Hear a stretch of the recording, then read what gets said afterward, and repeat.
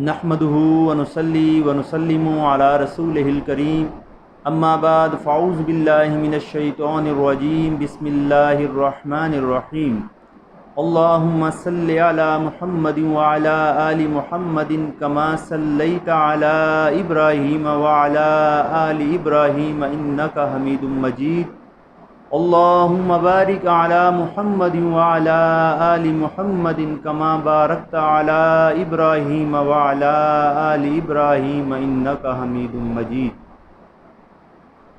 ناظرین و سامعین، الحمدللہ آج اللہ کریم کے فضل سے سیرت خاتم النبیین صلی اللہ علیہ وسلم کی چھٹی نشست ہے۔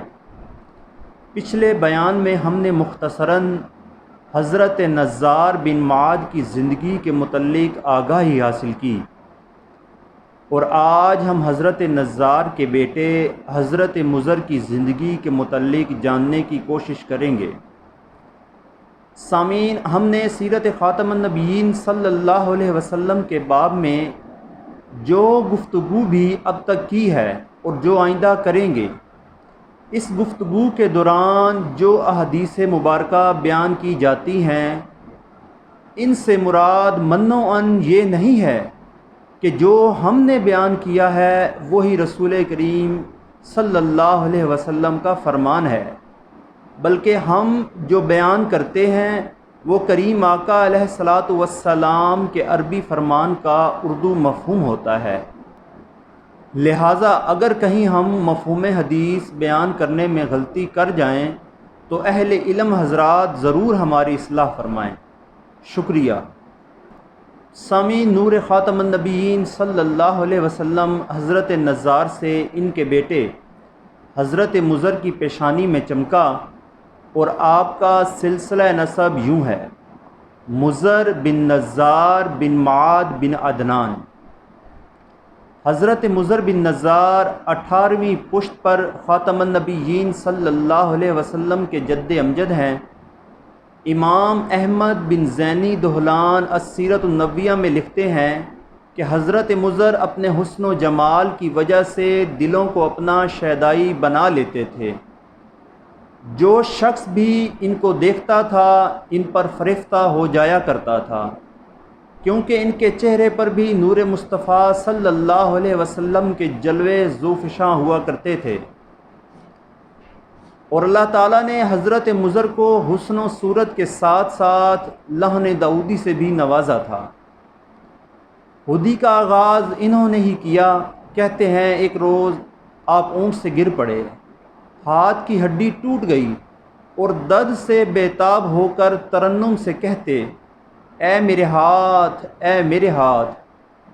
ان کے لحن کی کشش سے جو اونٹ دور چراگاہوں میں چر رہے تھے وہ بھی ان کے پاس جمع ہو گئے۔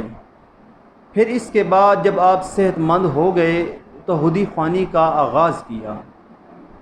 سامعین، تاریخ طبری میں آتا ہے کہ حضرت مضر کے 3 بھائی اور بھی تھے جن کے نام درج ذیل ہیں: ربیعہ، ایاد اور انمار۔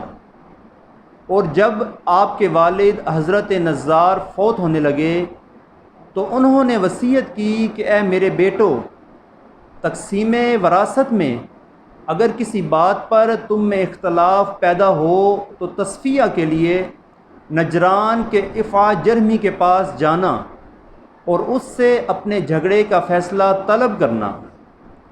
اتفاق سے تقسیم جائیداد میں باہمی اختلاف پیدا ہو گیا۔ باپ کی وصیت کے مطابق وہ نجران روانہ ہوئے تاکہ افعا جرمی سے اس تنازع کا فیصلہ کرائیں۔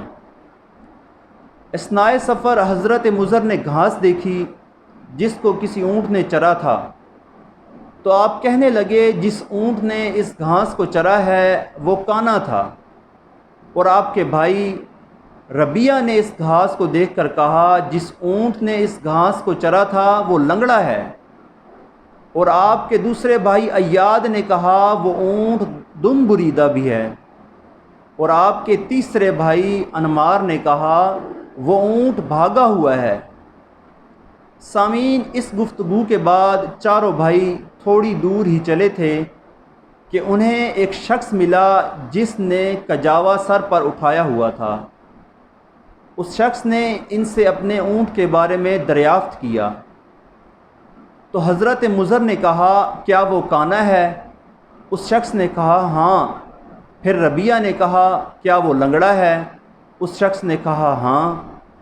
اس کے بعد ایاد نے پوچھا کیا وہ دم کٹا ہے؟ اس شخص نے کہا ہاں۔ پھر انمار نے کہا کیا وہ بھاگا ہوا ہے؟ اس شخص نے کہا ہاں۔ اس گفتگو کے بعد اس شخص نے کہا خدا را مجھے بتائیں میرا اونٹ کہاں ہے؟ پھر حضرت مضر اور ان کے بھائیوں نے کہا بخدا ہم نے اس کو نہیں دیکھا ہے۔ یہ بات سن کر اس شخص نے کہا یہ کیسے ہو سکتا ہے کہ دیکھے بغیر اونٹ کی تمام نشانیاں تم نے صحیح بتا دی؟ بس پھر وہ بھی ان کے ساتھ چل پڑا تاکہ افا جرمی سے اپنے اونٹ کا فیصلہ کروائے۔ جب سب افا جرمی کے پاس پہنچے تو سب سے پہلے اونٹ کے مالک نے اپنا دعویٰ پیش کیا اور اس نے کہا کہ ان لوگوں نے میرا اونٹ دیکھا ہے لیکن مجھے بتاتے نہیں ہیں اور کہتے ہیں ہم نے اونٹ دیکھا ہی نہیں۔ افا جرمی نے ان سے پوچھا اگر آپ لوگوں نے اونٹ دیکھا نہیں تو اس کی ساری نشانیاں کیسے گنوا دی؟ جس پر حضرت مضر نے کہا میں نے جب اس گھاس کو دیکھا جس کو اونٹ نے چرا ہے تو وہ ایک طرف سے چری ہوئی تھی اور دوسری طرف سے جوں کی توں لہلہا رہی تھی۔ میں نے سمجھ لیا کہ وہ اونٹ کانا ہے، بس جو دکھا ہے اسے چر لیا اور دوسری طرف جو اس نے نہیں دیکھا اسے چھوڑ دیا۔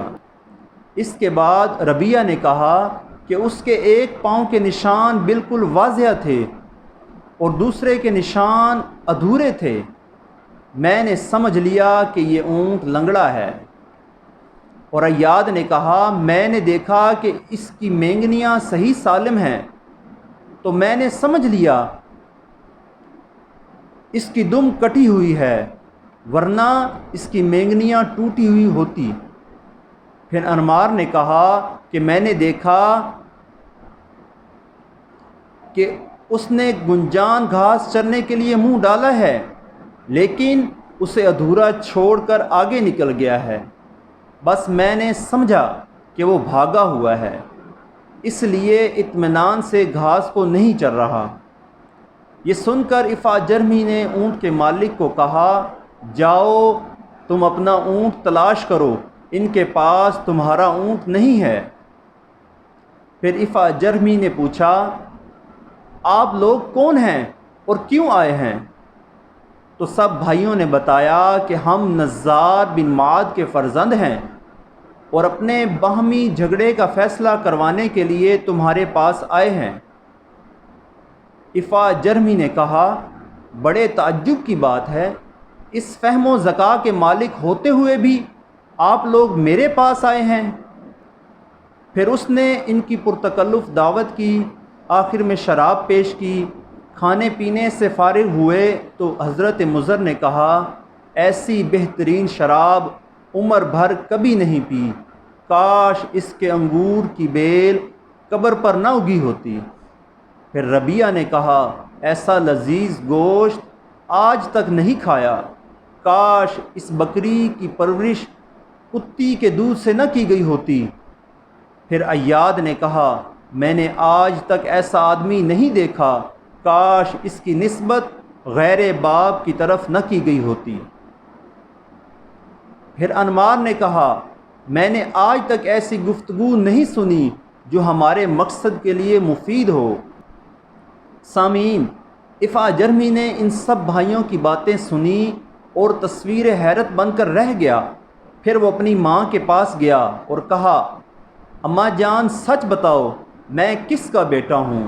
تو اس کی ماں نے بتایا کہ میں ایک سردار کی منکوہہ تھی، وہ بے اولاد تھا، میں نے مناسب نہ سمجھا کہ وہ بے اولاد ہی مر جائے، میں نے مناسب نہ سمجھا کہ وہ بے اولاد ہی مر جائے، چنانچہ میں نے ایک شخص سے بدفعلی کی جس سے تو پیدا ہوا۔ پھر اس کے بعد افعا جرمی نے اپنے باورچی سے شراب کے بارے میں پوچھا تو باورچی نے بتایا کہ میں نے تیرے باپ کی قبر پر انگور کی ایک بیل لگائی تھی، اس کے انگوروں سے یہ شراب کشید کی گئی تھی۔ اس کے بعد پھر افعا جرمی نے اپنے چرواہے سے گوشت کے بارے میں دریافت کیا تو چرواہے نے بتایا کہ بکری نے بچہ جنا اور مر گئی، اس وجہ سے میں نے اس میمنے کی پرورش کتی کے دودھ سے کی۔ افعا جرمی حضرت مضر اور ان کے بھائیوں کی باتوں کو تصدیق کرنے کے بعد ان سب کی ذہانت و فطانت کو دیکھ کر حیران رہ گیا۔ پھر افعا جرمی نے ان سب کا باہمی اختلاف سنا اور اس کا فیصلہ دیا۔ سامعین، اس ایک واقعہ سے آپ اندازہ لگا سکتے ہیں کہ اللہ کریم نے اپنے رؤوف و رحیم نبی کریم صلی اللہ علیہ وسلم کے اجداد کو حسن صورت کے ساتھ ساتھ فہم و فراست کا وہ بے پایہ ملکہ عطا فرمایا تھا جسے دیکھ کر زمانے کے دانشور پھڑک اٹھتے تھے، اور یہ سب اس نور نبوت صلی اللہ علیہ وسلم کی برکت تھی جو ان کی پیشانیوں میں جلوہ فرما ہوتا تھا۔ سامعین، یہاں خاتم النبیین صلی اللہ علیہ وسلم کا فرمان بھی ذہن نشین کر لیں کہ آپ علیہ الصلاۃ والسلام نے فرمایا، ربیہ اور مضر کو برا بھلا مت کہو کیونکہ وہ دونوں مومن تھے، اور ایک دوسری روایت میں آتا ہے کہ مضر کو برا بھلا نہ کہو، وہ حضرت اسماعیل علیہ السلام کے دین پر تھا۔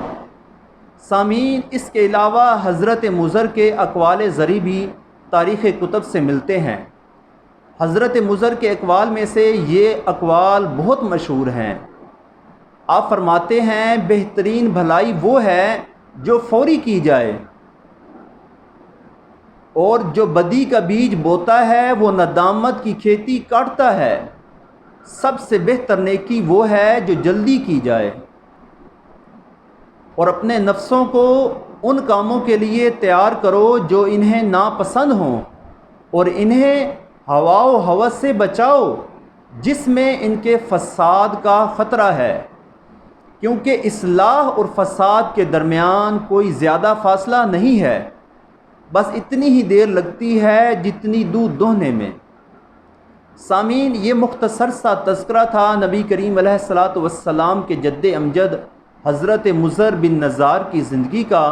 اللہ رب العزت سے دعا ہے کہ آج کی نشست میں ہونے والی غلطیوں کو معاف فرمائے اور ہمارے قلوب و اذہان سے محو فرمائے، اور ہمارے دلوں میں خاتم النبیین صلی اللہ علیہ وسلم کے آباء و اجداد کی عزت و تکریم کو راسخ کر دے۔